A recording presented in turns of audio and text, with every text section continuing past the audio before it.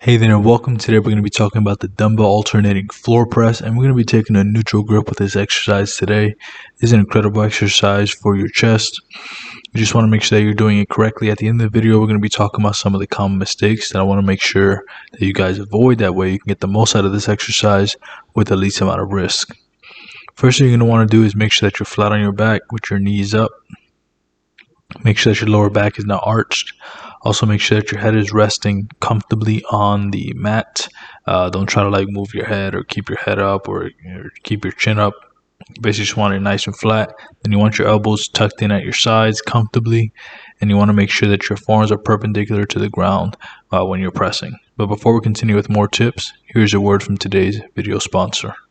I'm today's video sponsor, and if you'd like help losing fat or gaining muscle, there are a few ways I can help you down below. Either set up a free consultation with us, purchase through one of our free affiliate links, or purchase one of our instant access affordable training programs. Can't wait to be of service to you. Now let's get back to the rest of the video. The main thing here, like I said before, is the elbow position and the forearm position. So basically when you bring the weight down, you want to make sure that it's right by your lower chest level. This makes it so that your forearms stay perpendicular to the ground. Like for example, if you were to bring the weight down to your upper chest or your near your chin or neck, then obviously your forearms will not be perpendicular.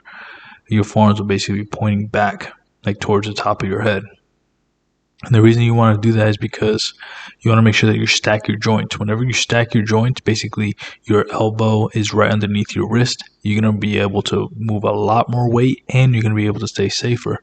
And not just move weight, but you're going to be able to properly stimulate the muscle that you're trying to train safely, instead of just moving a bunch of weight. I wanted to correct myself on that, because I know a lot of people that just lift a lot of weights and they're all constantly getting injured.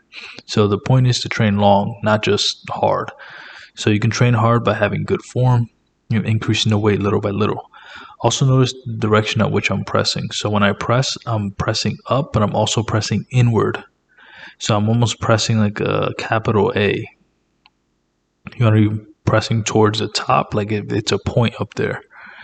And you also want to make sure that you're fully extending at the top and that you're doing it in a slow and controlled fashion. So basically, count 2 seconds, 2 seconds, and just make sure that you're in full control of the weight the whole time.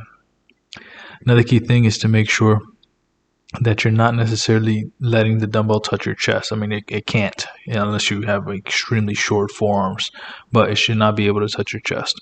But here's some common mistakes that we want to make sure that you avoid. First is improperly doing the reps, basically doing half reps at the bottom or doing half reps at the top. You obviously want to avoid that. Another common mistake is bringing the weight too high up the body near the chin and neck. Another common mistake is pressing too low, so starting basically at your stomach and pressing that way. Also make sure your elbows stay in, not flared out like this.